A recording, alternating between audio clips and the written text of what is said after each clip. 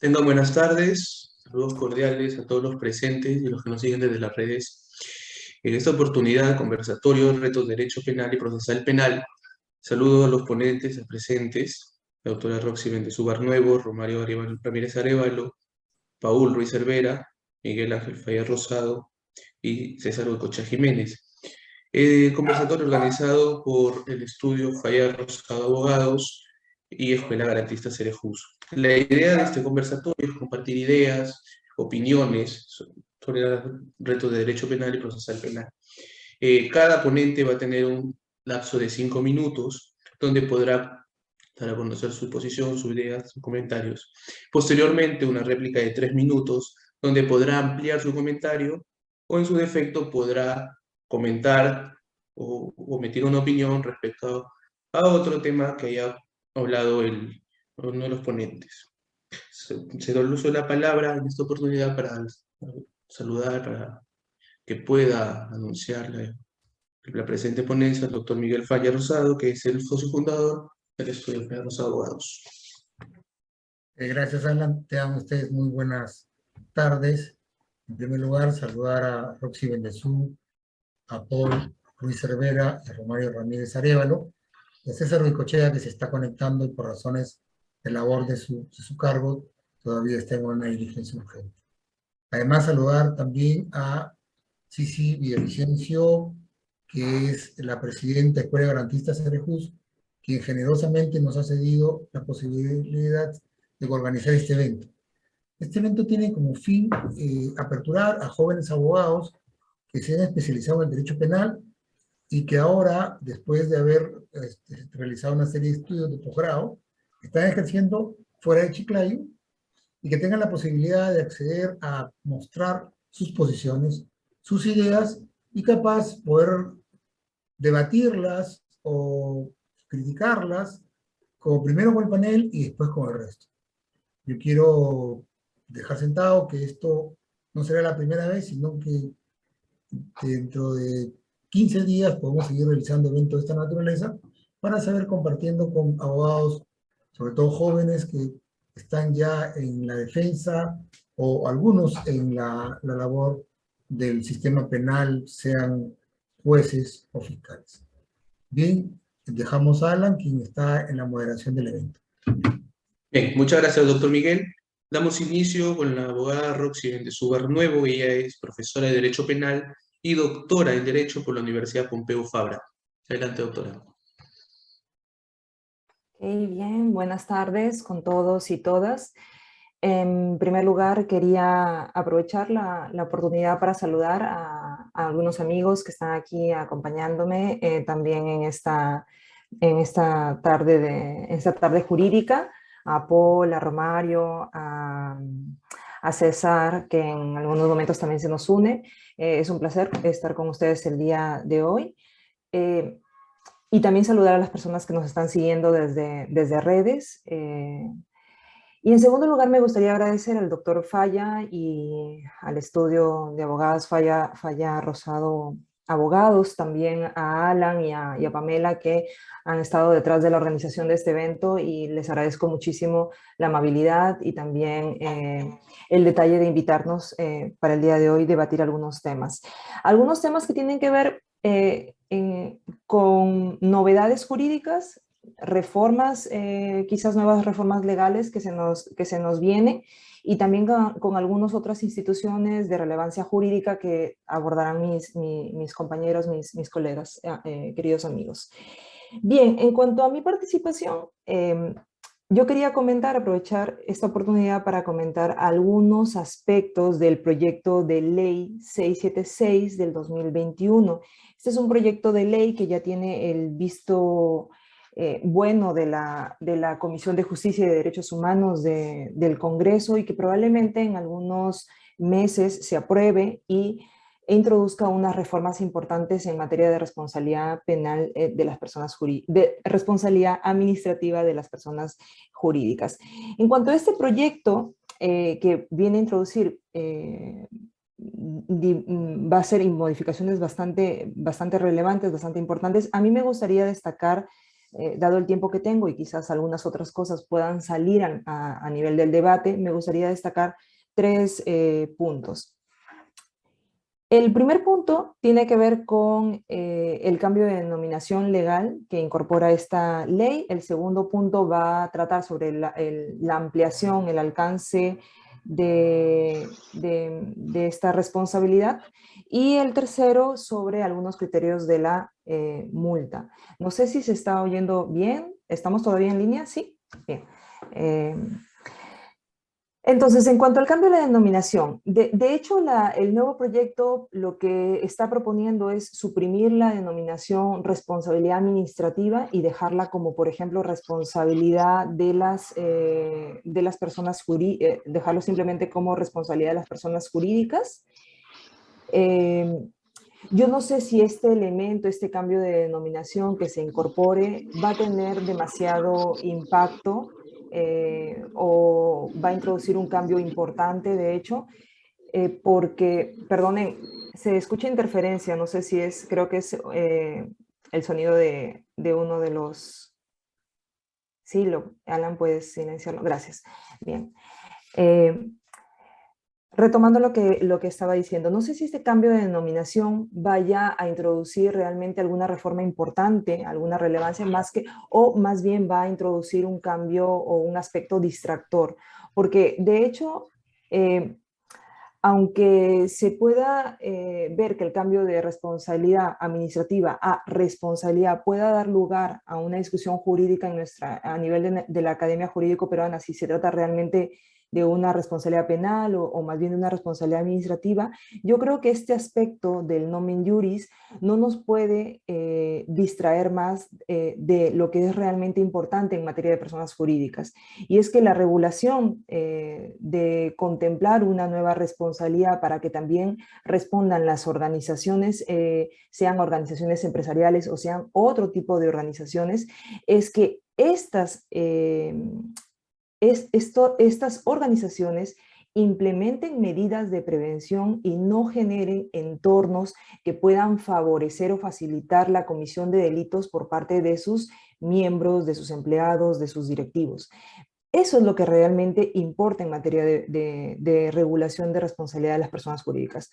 No que nos quedemos en el debate simplemente de si es una responsabilidad penal o administrativa. De lo que se trata y la tendencia actual es que estas empresas, estas grandes organizaciones, se preocupen por generar entornos que favorezcan el cumplimiento de la ley, que implementen medidas de prevención y que reduzcan la posibilidad de riesgos delictivos dentro de sus entornos de trabajo. Entonces, yo creo que ese aspecto del nomen juris, aunque puede ser un cambio relevante, no nos debe distraer del objetivo de esta ley, que es reforzar que dentro de las empresas y dentro de otras clases de organizaciones se implementen medidas de prevención para evitar o reducir la comisión de delitos por parte de sus propios miembros. Eso en cuanto al primer aspecto, que es una cuestión muy puntual, muy sencilla. Y el segundo aspecto que quería mencionar y destacar quizás como un avance de esta regulación es la ampliación del alcance.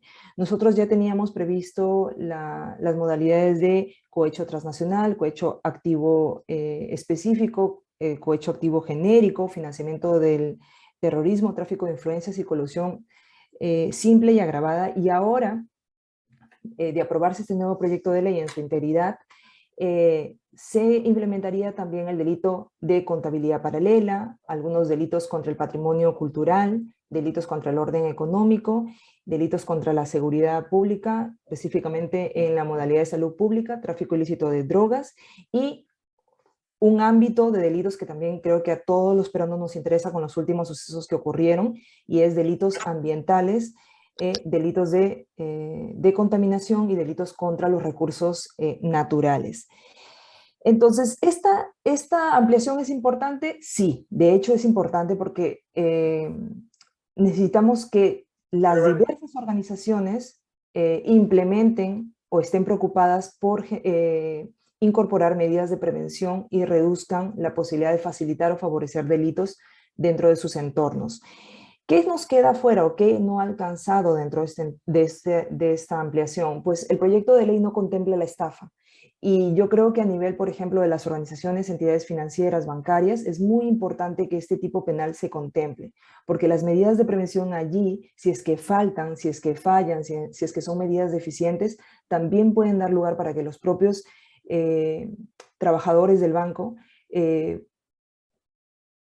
grupo o individualmente, pues cometan delitos de estafa, y la organización bancaria, la organización financiera, por no implementar medidas de prevención, podría favorecer la comisión de delitos de estafa. Es más, en otros países que ya tienen ciertos años con responsabilidad de las personas jurídicas, uno de los delitos más cometidos por los que se procesa más a las empresas es por el delito de estafa, y este sigue quedando fuera del alcance del nuevo proyecto de ley. Y finalmente, otro apunte que me gustaría destacar de este proyecto de ley, y es el cálculo de la multa. En el cálculo de la multa hay algunos aspectos importantes. Por ejemplo, se establece que esta multa se va a calcular en función a cuando se identifiquen los ingresos brutos obtenidos a propósito de la comisión del delito.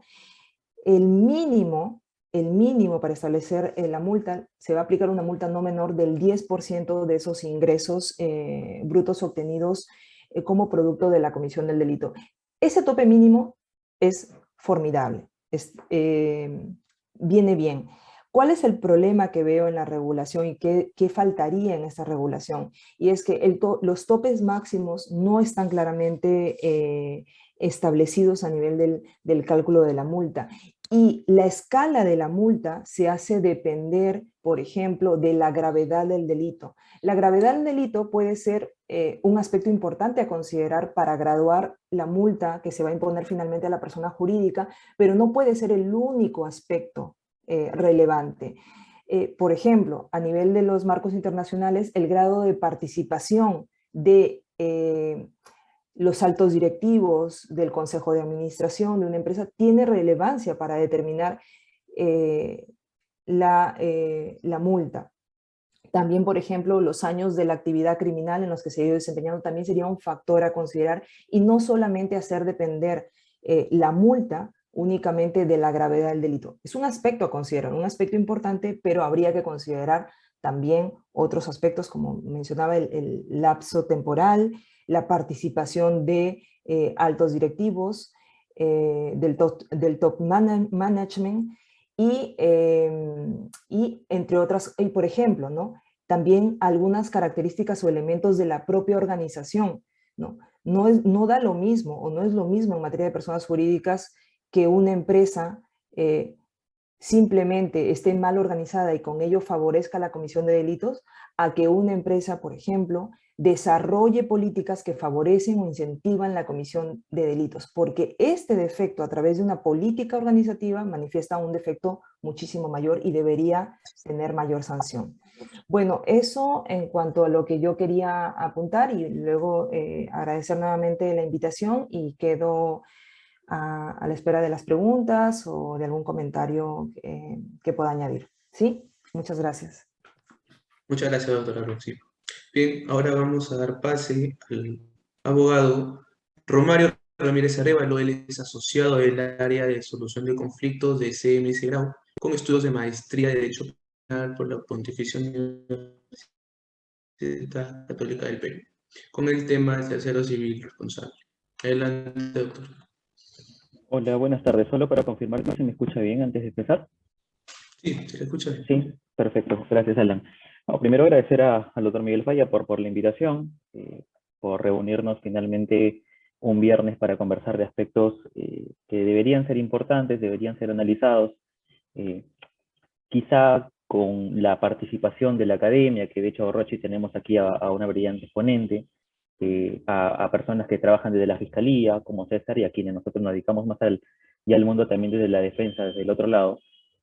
Acá también estamos para precisamente conversar sobre algunos aspectos que deberían tomársele mayor atención. Y yo quiero empezar precisamente por eso, porque cuando hablamos de instituciones, cuando hablamos de figuras, sin duda alguna no podemos pensar, por lo menos durante la etapa de investigación preparatoria, en muchísimas, ¿no? La figura del control de plazos, la figura de las prescripciones, la figura de la tutela de derechos, pero poco hacemos hablando, o no tanto hablamos de otras figuras que también merecen una especial atención. Y ahí me vino a la cabeza, y por eso tuve la intención de en esta primera reunión que íbamos a tener hoy, hablar sobre el tercero civil responsable. Recuerdo las palabras de Claude Roxy en el Manual de Derecho Procesal, que habla que, bueno, la verdadera naturaleza en un Estado democrático no se materializa a través de un juicio oral, sino que se realiza más bien a través de la investigación preparatoria. Es ahí donde se debe materializar y se debe dar igualdad de condiciones a todos los involucrados.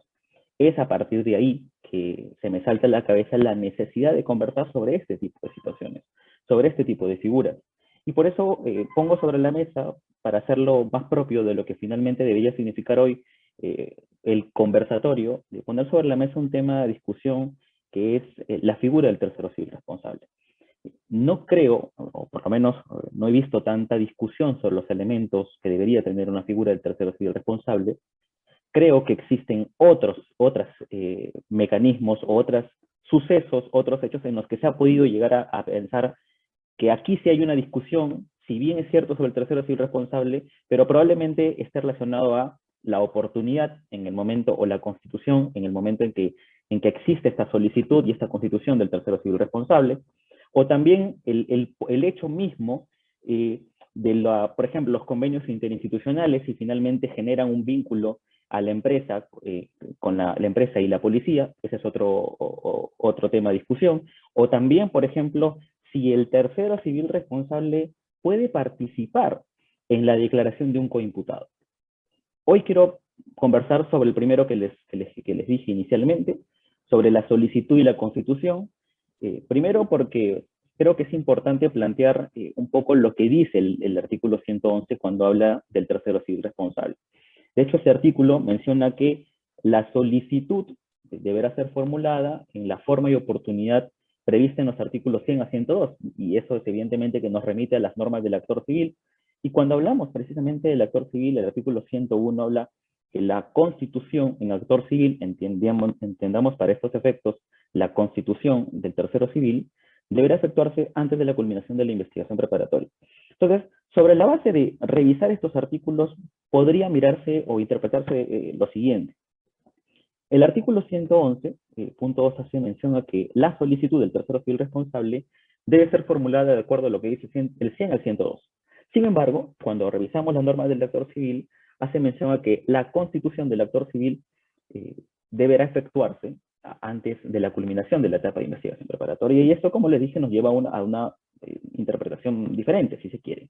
Una, que basta que la solicitud sea en la investigación preparatoria, no importa si la constitución se realice finalizada la investigación preparatoria, o que solo tenga que realizarse, que la solicitud y la constitución tengan que realizarse antes de la culminación de la investigación preparatoria. Pareciera que no hubiese mucha discusión, pero pongámonos el supuesto que existe un pedido por parte del actor civil de constitución de tercero civil responsable, este no se resuelve, sea por un tema procesal, de carga procesal de un juzgado, sea porque sí se da en primera instancia y aún continúa pendiente la apelación. Hay apelación, incluso hay interposiciones de recurso de casación, pero durante ese tiempo el proceso continúa. Y ahí se podría llegar la etapa de la culminación de investigación preparatoria y el desarrollo de una audiencia de control, o la notificación a las partes del requerimiento acusatorio y la imposibilidad del tercero civil responsable de responder en el plazo de 10 días hábiles. Entonces, estamos hablando de situaciones que finalmente, si es que nosotros permitimos que se constituya posterior a la etapa a la culminación de la etapa de investigación preparatoria, podríamos estar hablando que se estarían realizando distintas afectaciones. Estas afectaciones, aunque no estoy de acuerdo, han sido, o este razonamiento, si se quiere, este razonamiento ha sido ya tomado por la Corte Suprema. De hecho, hay una casación, la casación 79-2010 de la Libertad.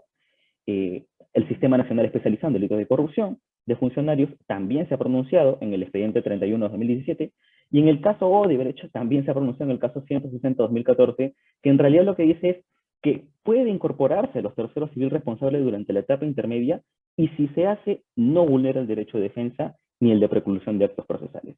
Y particularmente yo no comparto esa opinión. Primero porque creo que debe existir una carga una responsabilidad al actor civil o la Fiscalía de solicitar la constitución del tercero civil responsable, no en el último día, debe de hacerlo oportunamente. Si nosotros le damos esa responsabilidad, si le diéramos esa responsabilidad y esa carga de estar detrás de su pedido de constitución, no podríamos tener ningún problema. Además, se precisa que la etapa de investigación preparatoria es una etapa en la que uno puede hacer actos postulatorios, en la cual uno puede oponerse, puede presentar el control de plazos, puede hacer tutela de derechos, y es una etapa en la que si es que no hay una constitución debida del tercero civil responsable, este se vería delimitado. No podría ejercer ninguno de estos derechos. ¿Y qué pasa si en el caso que les comento, que el tercero civil responsable se termina constituyendo cuando ya se ha realizado una audiencia de etapa intermedia? ¿Qué mecanismo le estamos otorgando al tercero civil responsable para defenderse? Decir que lo presente en juicio oral probablemente distintas pruebas, no lo va a poder hacer porque no es prueba nueva. Pedir que exista en la etapa de control de acusación una investigación suplementaria no necesariamente va a satisfacer las necesidades de un tercero civil responsable si es que, por ejemplo, pudo haber interpuesto un control de plazos o si es que pudo haber interpuesto algún mecanismo que dentro de los 10 días no lo pudo haber realizado. Entonces, creo, y además sobre la base del 113, sobre los derechos del tercero civil, en la que manifiesta que el tercero civil inclusive dice goza de los mismos derechos y garantías que el código concede al imputado, en esa misma línea creo que las garantías deben extenderse también para poder defenderse con amplitud, para que este tercero civil pueda ejercer su derecho plenamente. El artículo, además, 7, si no me equivoco, sobre la vigencia e interpretación de la ley procesal, habla de que en caso de duda insalvable, esto favorece al reo, y evidentemente si el reo tiene las mismas condiciones de un tercero civil, debería aplicarse en ese sentido. Mi opinión, en conclusión, y para terminar, es, creo que debería discutirse un poco más este razonamiento. Este es uno que yo expongo hoy, que es cierto que hay un pronunciamiento ya por parte de jueces, pero no significa que es una jurisprudencia vinculante. Pueden existir diferentes interpretaciones y es la que yo vengo a comentar hoy. Creo que debería, primero, evaluarse mucho mejor este tema y ponernos en situaciones en las que probablemente también se tenga que tener esa carga al actor civil o fiscalía que pide la constitución para que se realice su constitución dentro de la etapa de investigación preparatoria y permite entonces a este tercero civil poder defenderse. Bueno, agradecerle otra vez al doctor Miguel Falla y muchas gracias a todos. Muchas gracias a usted, doctor. Bien, continuamos con el abogado César Goicoechea Jiménez. Él es fiscal adjunto provincial de la Fiscalía de Violencia contra la Mujer en el Distrito Provincial de Paita, con el tema la ejecución de sentencia penal, vacíos legales para efectivizar condenas. Adelante, doctor. ¿Qué tal, amigos? Buenas tardes, doctor Miguel, buenas tardes. Roxy, Paul, Romario, veo por ahí a Humberto, Alan. Gracias por permitirnos exponer algunas cuestiones que consideramos pueden resultar siendo importantes, ¿no? Se me viene a la mente justo, bueno, en principio las disculpas del caso. Tiene una audiencia con Robin Cárcel que se alargó más de lo normal. Pero también venía pensando en el camino acerca de qué problemas podemos encontrar y que de repente vamos a poder solucionar antes de iniciar con la propuesta que tengo, ¿no? Recién salió se ha emitido una sentencia de la Corte Suprema en la cual ha declarado nula un juicio porque a la conviviente no se le leyeron sus derechos y la posibilidad de abstenerse a declarar cuando existe el vínculo, ¿no? Entonces, a diario o casi a diario desarrollamos cámara Gesell. Casi a diario podemos desarrollar pruebas anticipadas. Y quizás pueda ser a partir de ahora, un cuestionamiento también, ¿no? Porque finalmente, cuando se trata de adultos mayores y hay un tema de violación y hay un tema de agresiones o de cualquier otro delito que vincule a un conviviente, a un esposo o algún familiar dentro de lo establecido por la norma, el solo hecho de no leerle sus derechos quizás puede acarrear la nulidad de este acto de investigación o decirle, pues, ¿no? la capacidad o la posibilidad que tiene de poder abstenerse a declarar si es que lo cree conveniente, porque ingresamos a una cámara Gesell, a una prueba anticipada. Lo único que podemos hacer nosotros es acreditarnos y luego dar pase a la situación, inicia el cuestionamiento. Pero también creo yo que otro de los problemas que ocurre dentro del sistema de justicia es la ausencia de regulación para poder ejecutar y efectivizar una condena en el extremo de la pena. ¿Por qué? Cuando se logra una sentencia condenatoria y en primera instancia no se suspenden los efectos, en la sentencia se ordena ahí la ubicación y captura, ¿no? Entonces, por el extremo civil creo que no hay mayores inconvenientes porque podemos ejecutar la reparación civil de repente con algunos bienes que pudiera tener. Pero ¿qué mecanismos tenemos para ejecutar la sentencia penal? En el extremo de la pena. Ninguno. Hace poco veía en las noticias, ¿no?, que se había concedido un allanamiento para poder capturar a un sentenciado. El allanamiento como tal, la intervención de comunicaciones como tal, el registro personal como tal, tiene fines de investigación. Y los requisitos es que hayan elementos de convicción que den razones plausibles para poder declarar fundada o procedente la medida que se está solicitando. Pero en algunos lugares lo que he podido observar es que están declarándose fundados allanamientos, están declarándose fundados intervención de comunicaciones con fines de geolocalización, intervención de las comunicaciones en tiempo real, desconociendo que todas estas instituciones procesales únicamente tienen como fin la averiguación de la verdad. Aquí se supone que ya se averiguó la verdad. Recuerdo casos de violación en la corte, en el Distrito Judicial de Lambayeque, donde se han admitido allanamientos sin contar con un cuerpo normativo que habilite la realización de estas actuaciones. Y lo único que podemos encontrar en el 490 del Código Procesal Penal es que, y de manera literal lo establece la norma, que el juez de investigación preparatoria dispondrá lo necesario para la captura de aquel sentenciado. ¿Qué es lo necesario para la captura del sentenciado? No podemos aplicar analogía, no podemos hacer una interpretación in malam parte. Se supone que las condiciones, independientemente de si es absuelto, si es condenado o es investigado, no podemos hacer una interpretación in malam parte. ¿Qué garantía nosotros podemos dar si estamos aplicando técnicas de investigación para poder efectivizar una condena? Esto no tiene nada que ver, no tendría nada que ver con una labor de investigación propia del hecho delictivo, sino que tiene que ver con técnica de investigación para capturar a una persona que ha sido condenada. Ahí encontramos un problema, porque no hay regulación legal hasta el día de hoy. Y me puedo remitir, por ejemplo, a la sentencia de apelaciones dictada por la Corte Especializada en Delitos de Corrupción de Funcionarios, el Colegiado A, integrado en aquella oportunidad por nuestro profesor, el doctor Burgas Zamora, que en paz descanse, el doctor Guillermo Piscoya y el doctor Angulo Morales.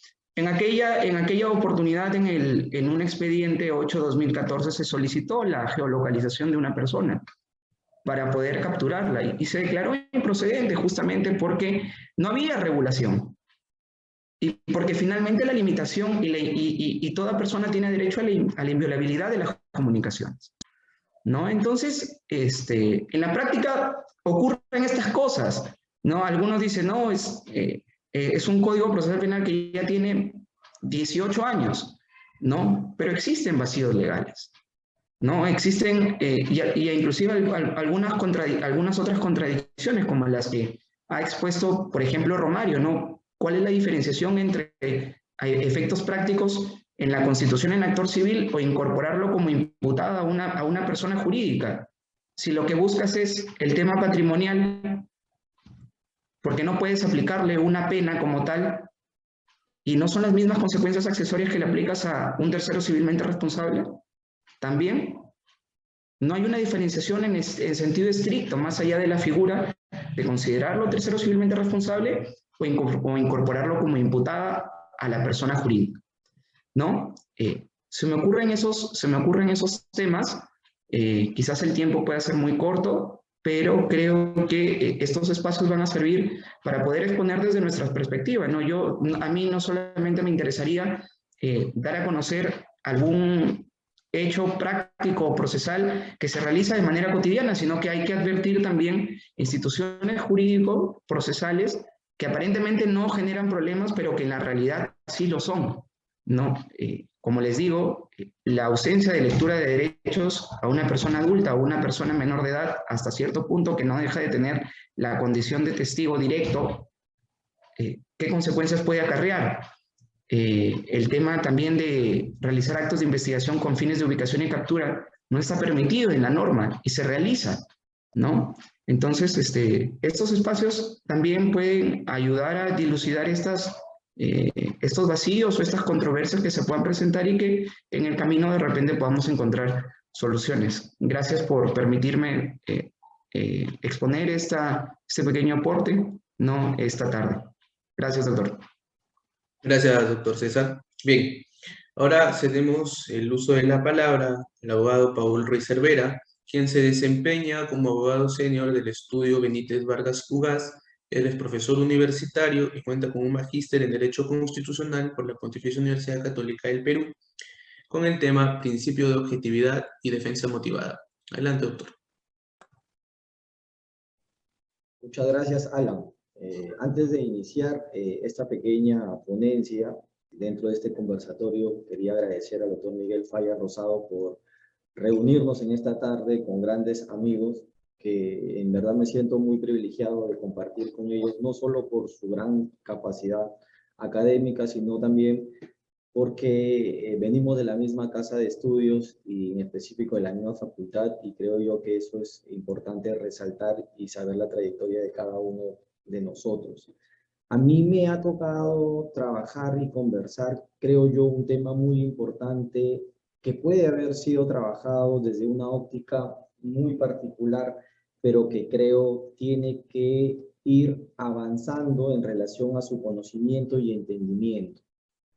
Esto básicamente porque es importante romper ese paradigma que se establece que el derecho procesal o el Código Procesal Penal siempre está construido para garantizar o proteger al imputado frente a estas actividades o este ius puniendi que puede tener el Estado para poder limitar esa fuerza de sanción en contra de los ciudadanos. Yo creo que sí nace bajo esa perspectiva, pero adicionalmente esa construcción también genera nuevas exigencias a cada una de las partes procesales que se van materializando y se van poniendo a la vista en función que el derecho va caminando y la jurisprudencia hace lo mismo. Quiero iniciar en una primera parte de este conversatorio, de estas partes de opinión en relación al derecho de la defensa, ¿no? Una vez recuerdo yo conversando con mi gran amigo César Huecochea, en el cual siempre tenemos unas charlas procesales muy interesantes, él desde la óptica fiscal y yo desde la óptica penal, pero que siempre creo yo llegan a un punto neutral. O sea, no vemos las garantías fijadas o para un fiscal o para un imputado, sino netamente de una construcción constitucional y cómo eso va a permitir llenar de contenido algunos derechos fundamentales y adicionalmente poder saber cómo trasladarlo al caso concreto. Y nos nace esta idea o esta nomenclatura de la debida defensa motivada o de una defensa motivada. Normalmente la entendemos y la escuchamos dentro de la actuación fiscal y la actuación procesal, pero creo yo que esta exigencia procesal dentro de la actuación de la defensa también tiene dentro de su matiz una actuación debida y motivada. ¿Por qué? Porque cuando el Tribunal Constitucional, la Corte Interamericana y la Corte Suprema han hablado sobre esta defensa eficaz, han generado supuestos en donde una actuación negligente genera afectación de un derecho de defensa. De una manera o una visión contraria, debemos señalar que la actuación debida, la actuación motivada, siempre es una actuación diligente que va a permitir, dentro del proceso penal, encuadrar una conducta o un ejercicio del derecho de manera positiva en favor del procesado. Casos muy particulares. Caso Chaparro Álvarez versus Ecuador, en donde se establece que la defensa negligente e inmotivada dentro de los funcionarios públicos o los defensores públicos o de oficio generan afectación al derecho de defensa, y una casación que es la 310-22-1, en donde se declara inadmisible un recurso de casación y donde se establece criterios en donde esta negligencia del ejercicio del derecho de defensa también está relacionada a los abogados de confianza y a los abogados particulares. Esto quiere decir que engloba estos dos ámbitos de la defensa dentro de un proceso penal.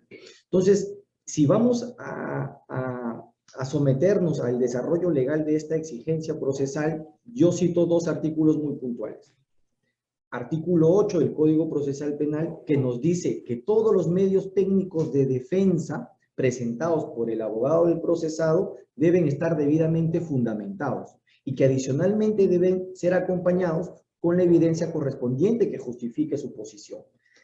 Si hacemos un aporte o una lectura sobre esa norma, establecemos que nos exige el Código Procesal Penal actuar con una debida motivación en un aspecto requirente.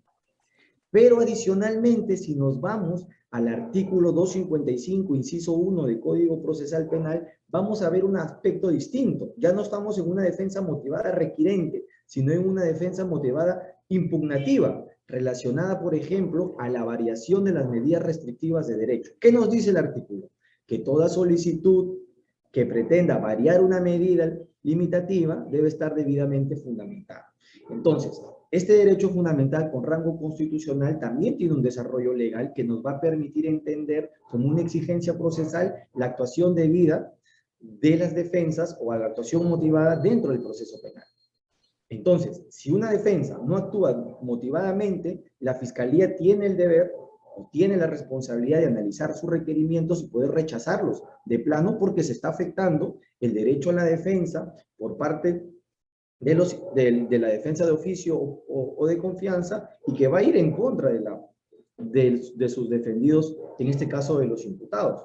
Con César conversábamos y le decíamos, claro, uno tiene que exigir la debida motivación de los requerimientos de la defensa porque así va a ser un alto para los pedidos que son impertinentes, que son arbitrarios y solamente pretenden dilatar.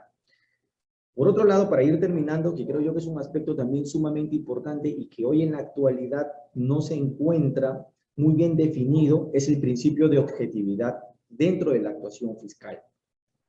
El profesor Nicolás Guzmán, un argentino él, escribió un artículo que les recomiendo yo lea sobre el principio de objetividad o autocrítica de la actuación fiscal, lo denomina él. Él parte de una pregunta muy particular. Si la Fiscalía, dentro de su actuación fiscal, actúa siempre de manera objetiva o tiene dentro de su actuación siempre un aspecto subjetivo que le sopla al oído para poder instalar o indicar o direccionar su investigación.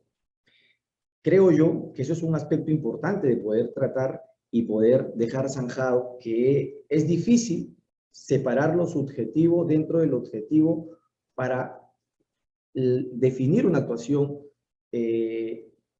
neutral dentro de la investigación fiscal. Sin embargo, existen parámetros o criterios que nos van a permitir identificar si nos encontramos dentro o no de una actuación objetiva por parte del Ministerio Público. Tanto es así que si nos vamos dentro de una óptica legal, si nos citamos en el artículo 61, si no mal recuerdo, que habla sobre las funciones del Ministerio Público, desde ya le exige a la Fiscalía una actuación objetiva. Pero, ¿qué imparte esa actuación objetiva? ¿Únicamente ir a buscar al responsable del ilícito penal o también le genera una actuación paralela, o como hablábamos con mi gran amigo el doctor Ricardo Mellares, ir y lanzar una hipótesis alternativa también de actuación fiscal? Creo yo que la Fiscalía, dentro de este principio de legalidad, dentro de la actuación fiscal, exige estos dos parámetros. El profesor Nicolás Guzmán establece y dice que esa actuación fiscal, dentro del principio de objetividad, tiene dos dimensiones. Una jurídico-procesal y una dimensión epistemológica.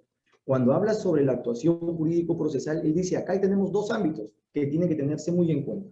Uno, que es la actuación investigativa, y otra que es el ámbito requirente.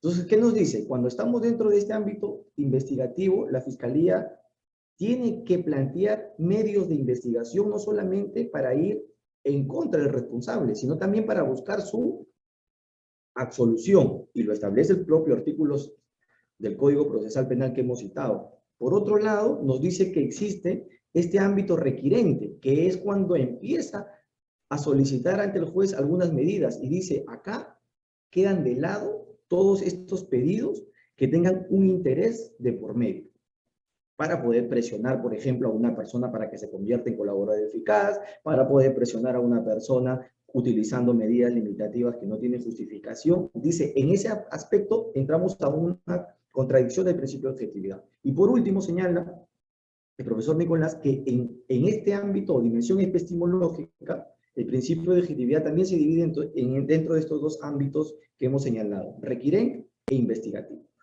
Cuando estamos dentro de la dimensión epistemológica, en su ámbito requirente, nos dice que el fiscal es o debe ser un libro abierto, que absorbe información dentro de su capacidad de autoalimentación, pero adicionalmente de una autocrítica proveniente de terceras personas. Por ejemplo, decir que el fiscal o el juez es una persona que se aísla del mundo y no escucha información de terceras personas para poder formar un criterio, para poder analizar un caso, eso es mentira. Dice que debe ser una apertura a estas dos críticas, porque solo él, analizando y conteniendo información de varios aspectos, va a poder formar un criterio que va a tener solvencia objetiva. Y por último, establece ya en esta dimensión epistemológica, en el ámbito requirente, un criterio de rigor y de construcción de decisiones basados en datos objetivos. Y ahí exige que dentro de la debida motivación se justifiquen correctamente los pedidos que realiza la Fiscalía, ya sea para iniciar investigación, para postular requerimientos, medidas limitativas o generar una acusación en contra del procesado. Estos dos aspectos, creo yo, son dos temas muy importantes. Discúlpenme el amplio del tiempo que nos han brindado, pero creo que he tratado de cerrar todas estas ideas, que es un mundo de debate. Y pues muchísimas gracias y espero que les haya parecido interesante este aporte. Muchas gracias, doctor Paul. Bien, continuamos ahora con el doctor Miguel Ángel Falla Rosado. Él es abogado por la Universidad Nacional Pedro Ruiz Gallo, becario del Centro de Justicia de las Américas, CEJA, becario del Centro de Seguridad Ciudadana de la Universidad de Chile, con el tema Inseguridad Ciudadana y Derecho Penal. Adelante, doctor.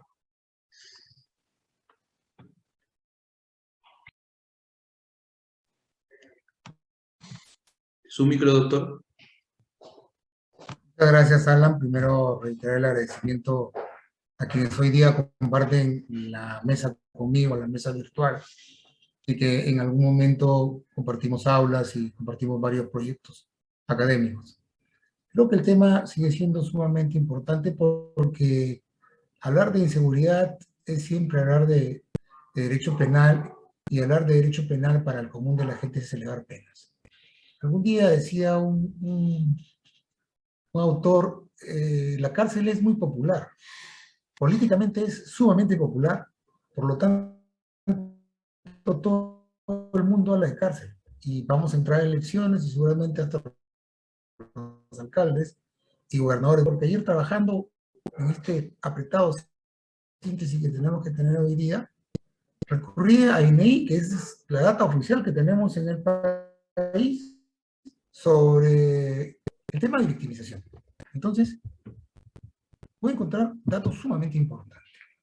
Esta es una estadística de seguridad ciudadana de septiembre de 2021 a febrero de 2022. El documento está en la web de INEI, y fíjese, víctimas de población de 15 años a más por algún hecho delictivo dentro de ese espacio de septiembre a febrero de 2022 es un 19%. Sin embargo, la percepción de inseguridad en los próximos 12 meses es de un 83%. Mírese la diferencia, sumamente importante. ¿Y por qué no denuncian? Porque también se estableció 35% dice que es una pérdida de tiempo. 23% porque no se conoce delincuente, y porque un 14% porque son delitos de poca importancia. El departamento de Lambayeque, que se le ha acusado que es sumamente grave y complicado, tiene un nivel de victimización de un 70%, que es uno de los más bajos junto con Tumbes y otros lugares. Uno de los más altos, por supuesto, en Lima, Callao y Huancayo, no sé por qué será. Bien, entonces, si sincerando cifras, la percepción es muchísimo más alta a la realidad, 19%, ¿por qué todo el mundo pone penas más altas? De aquí tiene un papel muy importante son lo que son los medios de comunicación y las redes sociales. ¿No es cierto? Se habla de 12 violaciones diarias, pero nadie cita la fuente. Y lamentablemente se piensa que la inseguridad es un fenómeno irreversible. Varios países han demostrado que sí es posible cambiar esto. Y algunos no solamente con temas a largo tiempo, porque todo el mundo dice, con la educación va a cambiar. Nosotros hemos pasado por momentos muy difíciles en el profesorado y nadie es ajeno a los cambios que han tenido que hacerse para poder ser evaluados los profesores para que permanezcan en el cargo. Pero no solo es eso. En el derecho penal también tenemos problemas. Y creo que el principal problema es quienes trabajamos en formar abogados. La enseñanza en el derecho penal siempre ha sido formar legalistas, ¿no es cierto?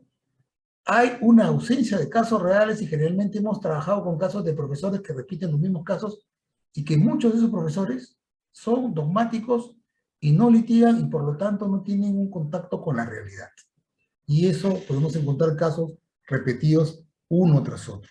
Y un tema muy importante, el tema de la investigación en el derecho penal, sobre todo cuando se prepara una tesis.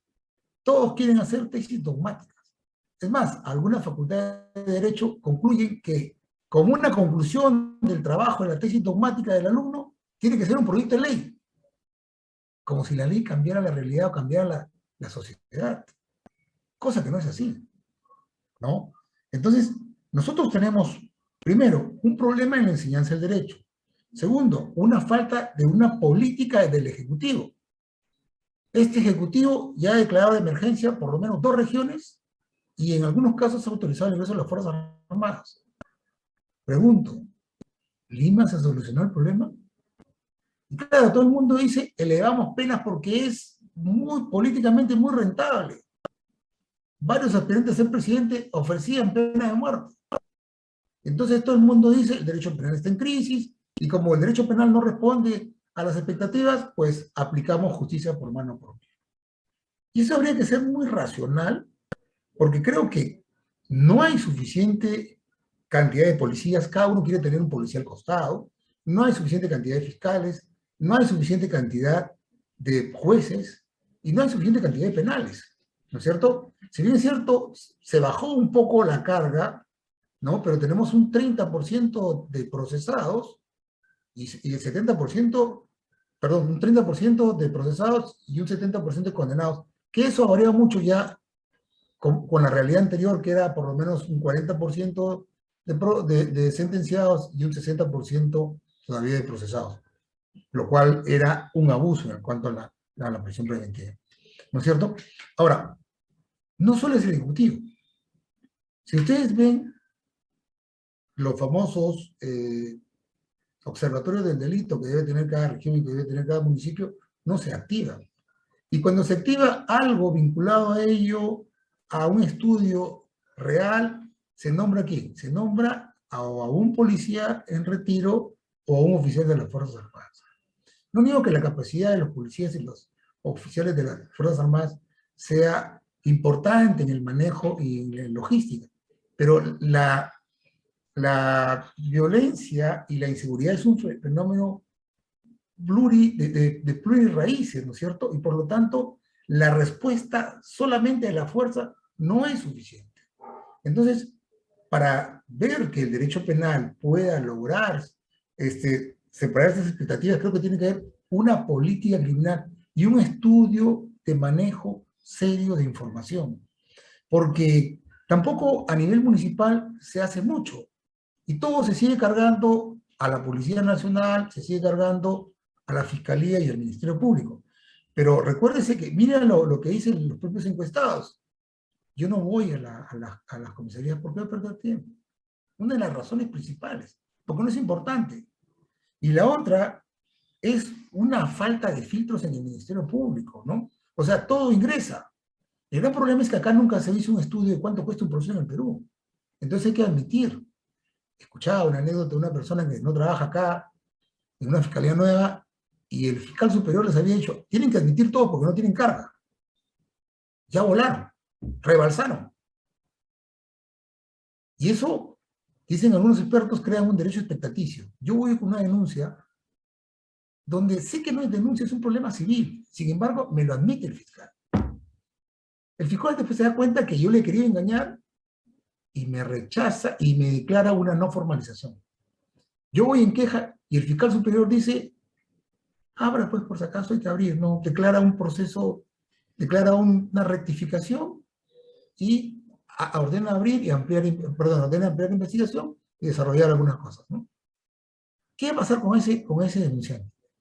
Le creó la expectativa que ese proceso que no debía ir para nada, debe ser, que pueda tener algún resultado. Y que lo último, cuando es archivado, como debía ser, simplemente la gente se molesta y dice, hay un problema de corrupción, ¿no? Ha habido algo y el tema ha sido que ha habido una corrupción. Entonces, yo creo que hay una falta de filtro de que no todo ingrese. Yo creo que no tenemos investigaciones de cuánto cuesta un proceso penal en el Perú a nivel del Ministerio Público, el Poder Judicial, incluso de la Policía Nacional. Y creo que tenemos que mejorar para no generar más derechos expectativos y al último las instituciones del sistema penal no se metan a autogoles, ¿no?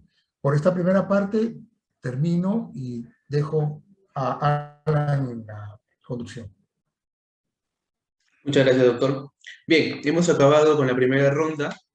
Ahora vamos a dar inicio, como les comenté al inicio, de la segunda ronda para que aclaren, amplíen sus comentarios de acuerdo al tema que han expuesto o caso contrario puedan opinar respecto a los otros temas que han expuesto sus colegas. Bien, doctora Roxy, le cedo el uso de la palabra.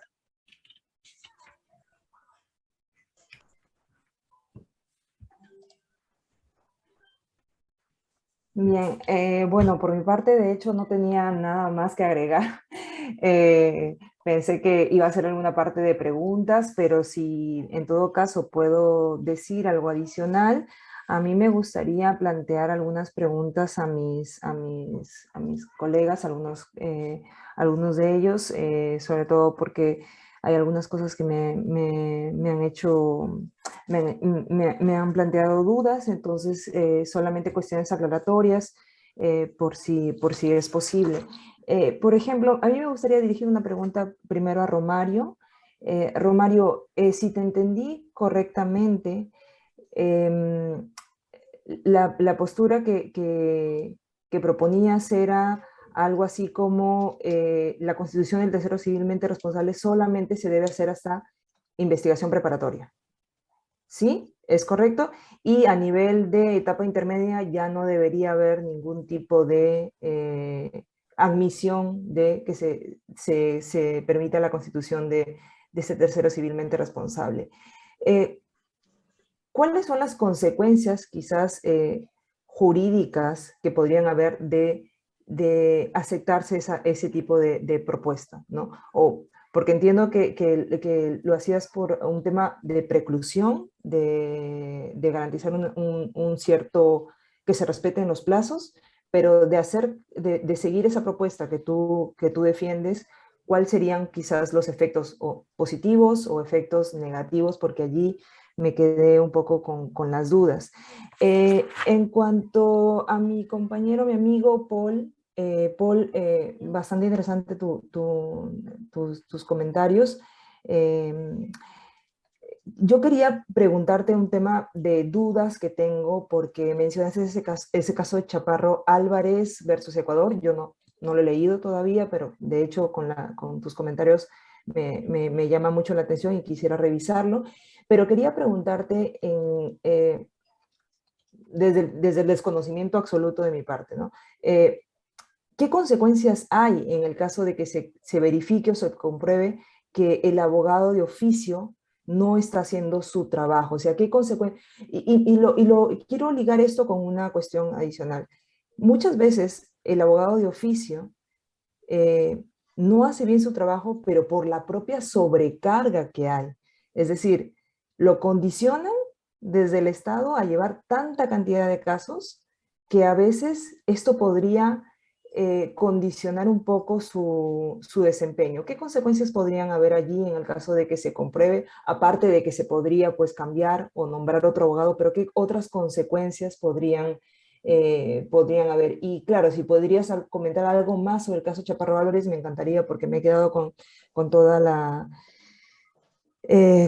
duda. Y bueno, no, quizás ya salgan después otras cosas, pero por mi parte era eso solamente. Gracias.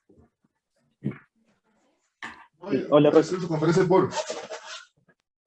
Gracias, Hola, doctora. Roche. ¿Qué tal?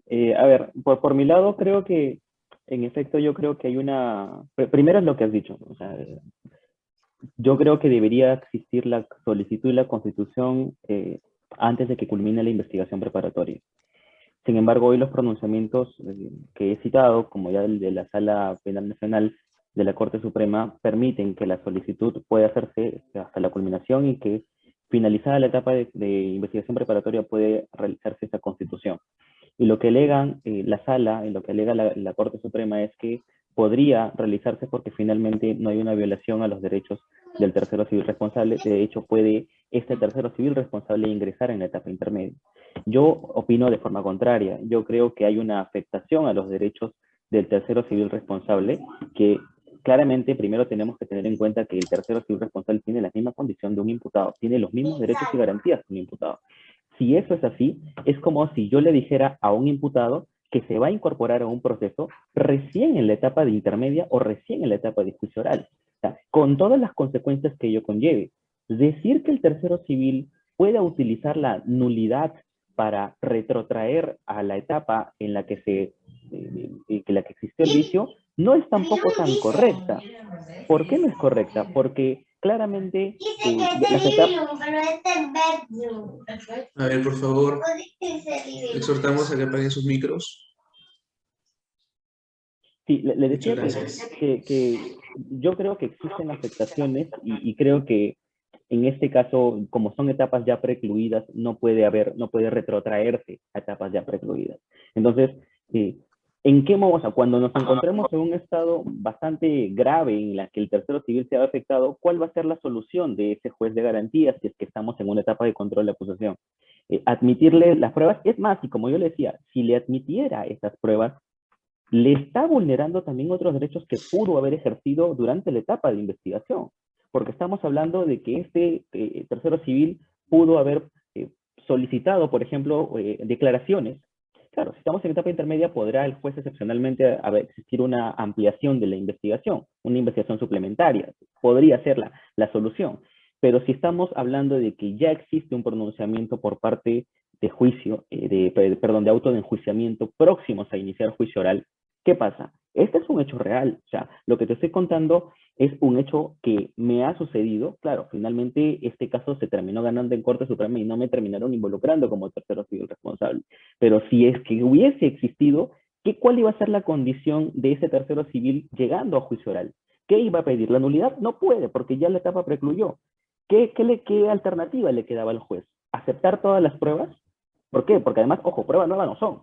Entonces, ¿cuál va a ser el tratamiento que se le dé a ese tercero civil responsable cuando se haya constituido en una etapa en la que no debió hacerse desde mi criterio? Por eso yo creo que debe existir y debe dotarse de, así como todos tenemos deberes y derechos dentro del proceso, el actor civil debe promover que su solicitud y su constitución se desarrolle dentro de la etapa de culminación.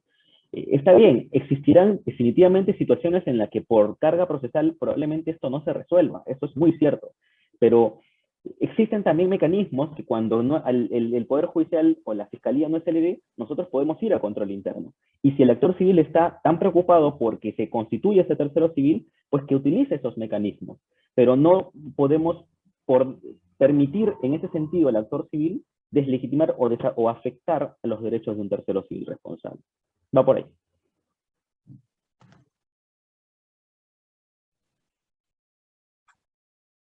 A ver, Roxy, sí, tus preguntas son muy interesantes en atención al derecho a la defensa diligente, como la denomina la Corte Interamericana y también el Tribunal Constitucional.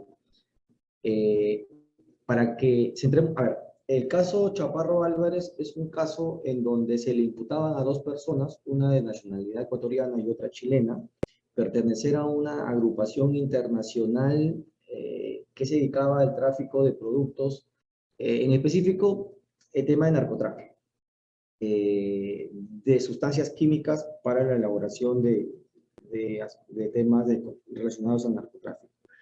¿Qué es lo que argumentaban estas personas? Que al no tener ellos recursos económicos para poder ejercer su defensa, el Estado les brindó abogados de oficio y que estos abogados no estaban a la altura de poder ver garantizados ellos de manera idónea sus intereses. En este caso, primero, mantenerlos en libertad. El Estado ecuatoriano pues les puso una medida limitativa y con posterioridad a ellos, dentro del proceso existieron varias negligencias por parte de la defensa. ¿Qué es lo que concluye la Corte Interamericana? La Corte Interamericana dice algo muy puntual. El Estado es responsable de poder garantizar todos los derechos fundamentales relacionados al imputado dentro de un proceso penal. Y dentro de ellos se encuentra el derecho a la defensa eficiente y eficaz. Y para que el Estado pueda garantizar esta defensa eficiente y eficaz, tiene la obligación de poder no solo brindar una defensa formal, sino también una defensa sustancial.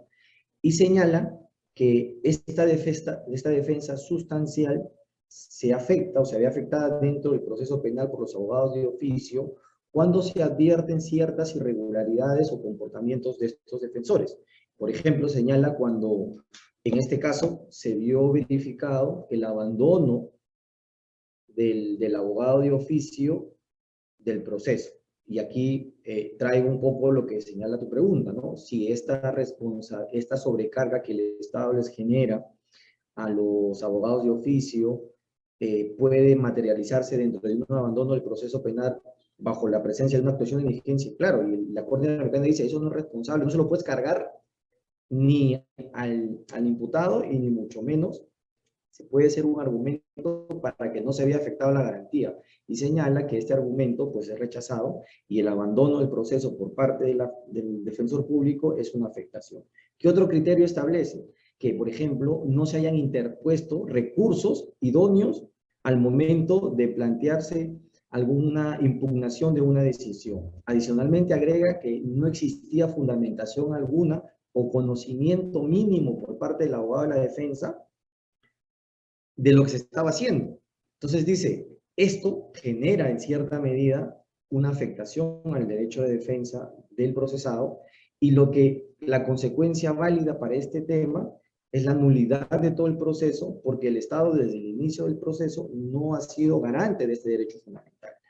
El Tribunal Constitucional, y aquí te doy una sentencia que es muy importante, que la puedo leer, tengo varias, pero te señalo esta, es la 3278-2017, es un habeas corpus en el caso Pedro Pablo Vargas Abanto, del 12 de enero del año 2021. Que es un aspecto importante, ¿por qué? Porque la defensa negligente no solamente uno tiene que alegarla, sino que tiene que probarla. Entonces ya le genera un parámetro, un estándar, ¿no? de información objetiva que permitan intuir que nos encontramos dentro de una defensa deficiente. ¿Qué pasó en este caso? Se señalaba que el abogado de oficio había sido negligente porque si bien había presentado el recurso, no lo habría ganado. Entonces, como no lo había ganado, para él los argumentos presentados no eran idóneos y por lo tanto se le había generado indefensión.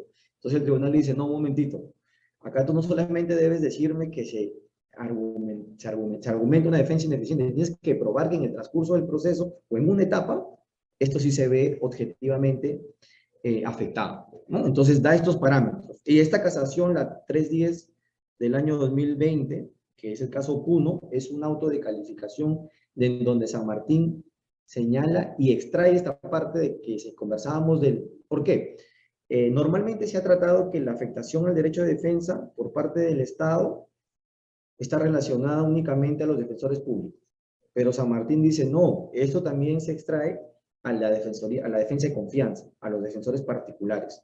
Y dice, acá también hay otros parámetros que se tienen que tener en cuenta para que se puedan ver ya unificado un criterio de afectación de este derecho de defensa. Entonces, la consecuencia que se señala básicamente es la nulidad de todo lo actuado por afectación al derecho de la defensa, una afectación a la defensa motivada y diligente, ¿no? Eso es básicamente, Roxy, lo que se está tratando un poco de plasmar como criterios válidos para este tema, ¿no? ¿Hay pocos casos? Sí, hay pocos casos, ¿no? Pero deberían, creo yo, haber más fluidez en estos temas para ir generando más jurisprudencia. Bien. Doctor César Goicoechea Jiménez. Sí, bueno, yo comentarios, Roxy, no tuve la oportunidad de poder escucharte, pero me vas a disculpar. Pero voy a hacer algunos comentarios, por ejemplo, la exposición de Romario. En el Ministerio Público, por lo general, utilizamos las diligencias preliminares ya no como actos urgentes e imprescindibles, ¿no? Sino que realizamos labor de todo tipo de investigación. 180 días, hasta 180 días de manera ordinaria, podemos ampliarla el doble del plazo, si es que lo declaramos complejo. ¿Y por qué? Si ya formalizamos investigación, es únicamente para culminar los actos de investigación, para recabar la información que nos falta, porque finalmente el mayor sustento es en las diligencias preliminares. Y si el mayor sustento de investigación la realizamos en las diligencias preliminares, no tiene sentido, pues, esperar un día antes de la culminación de la investigación preparatoria para recién incluir la constitución en actor civil. Es un despropósito. Y además, porque el juez, estoy casi seguro que el juez no va a ordenar una investigación suplementaria. Caso Keiko Fujimori, ¿no? Que habían actos de investigación por realizar, pero concluyeron los actos de investigación y se determinó que finalmente el órgano persecutor es el Ministerio Público y el Ministerio Público ya había decidido concluir la investigación y se iba a pasar a la etapa intermedia, ¿no? Entonces, ¿qué garantía podría haber ahí? No, o sea, nos indicas en el mejor de los casos, ¿no? Previa a la conclusión. Pero imagínate que ingresen el escrito de conclusión, el escrito de incorporación de tercero civilmente responsable y el mismo día te ingresen el escrito de conclusión de la investigación preparatoria, ¿no? Entonces, pero y el órgano persecutor ya concluyó y comparándolo con lo que dice Paul, ¿no? ¿Dónde queda la objetividad? ¿No? Porque finalmente aún estamos en etapa de investigación, está proscrita la arbitrariedad y somos objetivos. Ya tomando la decisión de acusar, perdemos esa objetividad y nos convertimos en parte propiamente. Y finalmente el tercero civilmente responsable no deja de ser un sujeto procesal, ¿no? Y sujeto procesal como tal no vas a esperar hasta el final, pues, para recién incorporarlo. Entonces, creo yo que el punto central es, si ya tienes el acopio en las diligencias preliminares, uno mismo podría solicitar, oye, si ya tienes esta información, decide tú si vas a incorporarme o no. No, la ley no prohíbe que ya hagas un análisis, ¿no? El famoso control de daños, ¿no? Y ver si con esto va a ser suficiente y pedirle al fiscal que tome una decisión respecto a lo que va a hacer para que garantice tu derecho de defensa, ¿no? Ahora, desde el otro punto que menciona Paul, ¿no? Es algo que lo que más conversamos, ¿no? La defensa eficaz. Esta semana yo tengo una de varias investigaciones de violación sexual. Tengo mi posición en la violación sexual de menor de 14 años. Para mí, cuando ya hay cierto grado de madurez de la pubertad, debería haber un tratamiento distinto al que hay actualmente con una pena tan severa como la cadena perpetua. Si hay una menor de edad que ya tiene desarrollada cierta capacidad sexual, ya ha tenido 4 o 5 parejas sexuales y es menor de 14 años, y aplicas la ley, a todos tienes que aplicarle cadena perpetua, ¿no? Entonces, en algunos casos ocurre que algún abogado te dice, no, para este caso en particular, la propuesta que yo hago es error de tipo. No te dicen error de tipo, no sé si por desconocimiento, pero lo que te dicen es, yo voy a probar que a mi patrocinado la menor le dijo que tenía 14 años. Ok, está bien, ya tenemos una idea que también debemos ir por ese camino, ¿no? Ver si realmente, pues, tenía o no tenía 14, le dijo que tenía o no tenía 14 años, pero tú empiezas programando actos de investigación, lo citas a declarar para que te diga la información el imputado, citas a visualización de equipo celular, Facebook, WhatsApp, Instagram o sus redes sociales para ver si en alguna conversación de estas le dijo que tenía 14 años, le das oficio para que vaya a medicina legal, se someta a pericia psicológica y establecer si finalmente lleva un libreto o lo que dice es verdad para justamente contrastar aquella información que te dice que la menor le dijo que tenía 14 años, pero cuando llegue el momento de declarar, no lo hace declarar. Y cuando llega el momento de visualizar el equipo celular, no le hace visualizar el equipo celular. ¿Qué tipo de defensa podemos hacer ahí? Más allá de que la ley nos permita a nosotros, pues, realizar el levantamiento de la información como alguna medida y acto de investigación judicializado. Esa es una defensa ineficaz. Para mí, ¿no? ¿Qué mecanismo tengo? Solicitar y ponerle de conocimiento al imputado de que están realizando una defensa ineficaz y que se corre el riesgo de que lo condenen a cadena perpetua, ¿no? Porque lo que planteó en un primer momento, ni siquiera hay un mínimo de corroboración de lo que ha dicho en sus escritos, ¿no? He tenido la oportunidad de llamarle la atención al abogado en el despacho, ¿no? Y decirle, o sea, lo único que haces es, te interesa es que te paguen lo que puedas estar cobrando, pero ok, no te importa que una persona corre el riesgo de ir los 35 o la cadena perpetua que te están solicitando cuando ni siquiera tienes la idea clara de qué es lo que pretendes buscar en el proceso, ¿no? Porque si me permitieras tú visualizar el equipo celular y es la versión que tú me dices en tu escrito, ¿con qué otro acto de investigación lo voy a corroborar? Si tú no me lo permites y lo único que me haces es alargar más la investigación, ¿no? Como dijo Paul, lo único que se busca ahí es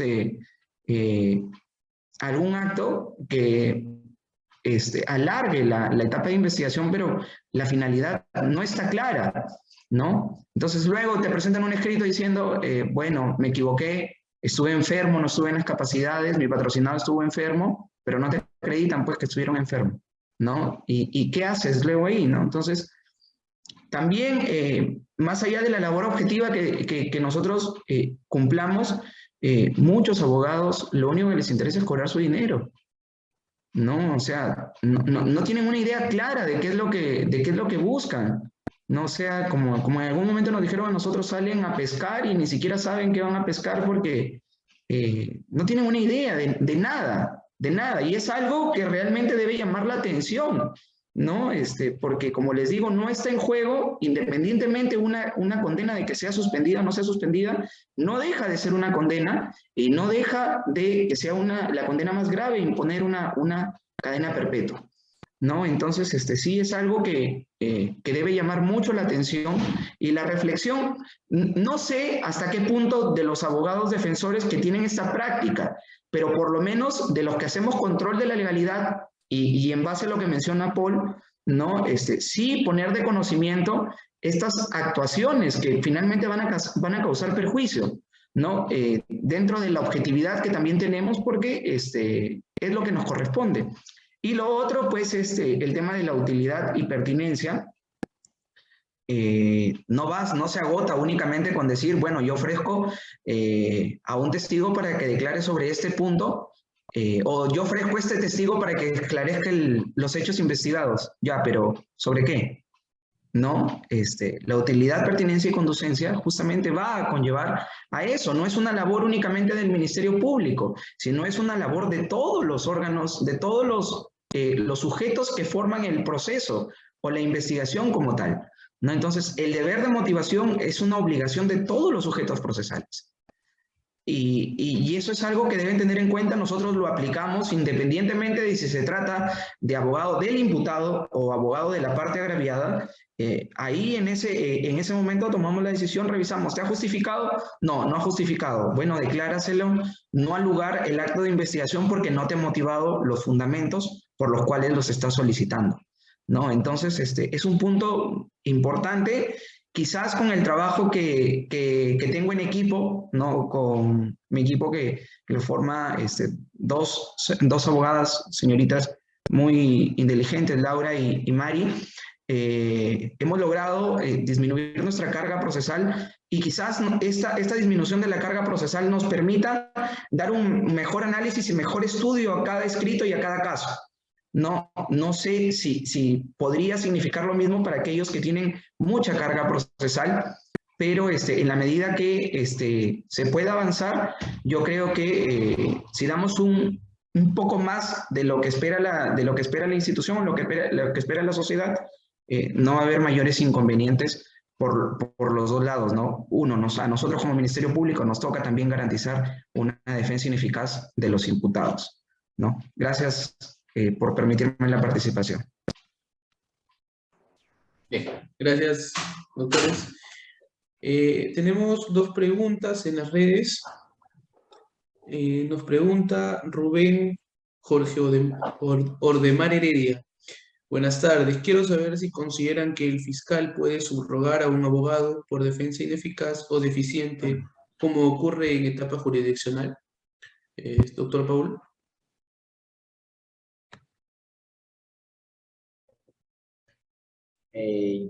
Yo creo que no puede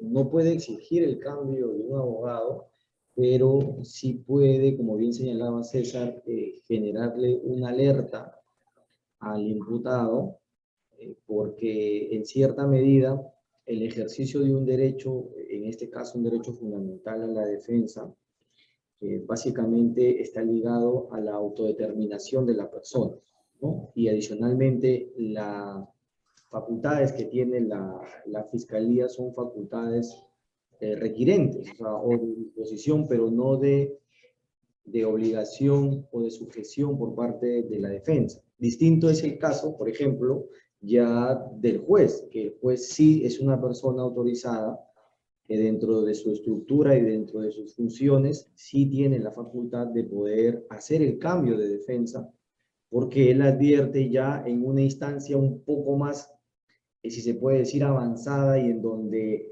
la decisión que él tome pueda poner en riesgo en forma definitiva la libertad de la persona que está siendo investigada, él sí se encuentra, creo yo, dentro de esta estructura legal bien facultado para hacer los cambios, ¿no? Pero la Fiscalía, creo yo, que podría hacer era remitir, no sé, copias al Colegio de Abogados para que pueda abrírsele de repente alguna sanción disciplinaria a esta persona o poniéndole un alto. Pero creo yo que no se encuentra o no está dentro de sus facultades el hacer el cambio. Solamente ser una solicitud de información respecto a estas negligencias de la defensa. No sé si Goico, dentro de sus funciones, también podría aportar algo sobre este punto, ¿no? No estamos facultados para ello, no solamente el juez. Finalmente nosotros no dejamos de ser parte procesal también durante la investigación, ¿no? Como órgano persecutor, pero creo que sí, Paul tiene la razón en que tenemos la obligación de poner de conocimiento. A ver, si ya está judicializado el caso a nivel de investigación preparatoria, poner de conocimiento al juez que se trata de una defensa ineficaz. Nada nos impide eso, pero primero poner de conocimiento también a la parte afectada y luego remitir copias, ¿no? Porque, y peor si es algo ya recurrente, con más razón, ¿no? Porque si ya hay pronunciamientos de la Corte Interamericana, del Tribunal Constitucional, sobre la defensa eficaz, ineficaz y la nulidad que ello puede conllevar, ya tratar de, o desconocer, hacer como si no existieran estas resoluciones, creo yo que ya genera mayores problemas, ¿no? Entonces el desconocimiento por parte de nosotros en la defensa ineficaz no debe pasarse por alto, ¿no? Sí debemos advertirlo y poner de conocimiento a los estamentos que correspondan. Y sin perjuicio de ello, creo yo que, bueno, igual poner de conocimiento a la defensa pública o ponerle por lo menos al imputado de conocimiento a la defensa pública, imputado o agraviado, ¿no? Porque se ve de los dos lados, ¿no? Algo, y si me permiten, algo que cuestiono es, durante todos los casos que tengo de agresiones contra la mujer o los integrantes del grupo familiar, independientemente del delito, creo que mi carga hasta el día de hoy son 800 casos. En 2 casos se constituyeron en actor civil, ¿no? Entonces, ¿en cuántos casos solicitan la realización de actos de investigación o solamente es un mero formalismo, ¿no? Entonces, ahí también debe llamar un poco la atención para ambos lados, no solamente para la defensa del imputado, sino también para la defensa de la agraviada, ¿no? Que finalmente la agraviada en este tipo de delitos es la más afectada, ¿no? Por los derechos que se le afectan. Bien, muchas gracias, doctores. Le cedo el uso de la palabra para que cierre este conversatorio el doctor Miguel Falla Rosal. Su micro, doctor. Y primero agradecer a la Escuela Garantista porque sé que ahorita ingresa otro diplomado y ellos han seguido generosamente su Zoom, pero también a ustedes, ¿no? Porque un día viernes que podrían estar haciendo otras labores, están trabajando con nosotros discutiendo temas, como planteaba César, ¿no? Sumamente importante, claro, por la falta de debate tenemos esta famosa explosión, la presión del pueblo está haciendo que cada vez haya penas más altas y eso está generando cuestiones bastante graves. Tenemos una sobrepoblación carcelaria que está más allá del 120% aproximadamente, ¿no? Pero bueno, ha sido la primera vez, yo quiero agradecerles a todos los que han estado, y todos los que van a seguir viendo esto, porque va a quedar en la red de nuestro estudio y también de Escuela Garantista. Entonces, agradecerle primero a Roxy Bendezú, que está sacrificando a sus alumnos, a Romario Ramírez Arevalo, a Paul Ruiz Cervera, a César Goicochea, a Alan Fernández y a todo el equipo nuestro que nos ha apoyado, a todo el equipo de Escuela Garantista que debe estar que me votan ya, y a todos los que están escuchando y van a escuchar y ver este evento. Muchas gracias, de verdad, el derecho penal merece no solo manejarse por temas políticos, sino por temas técnicos y académicos y de investigación. Un abrazo a todos, buen fin de semana. Hasta luego.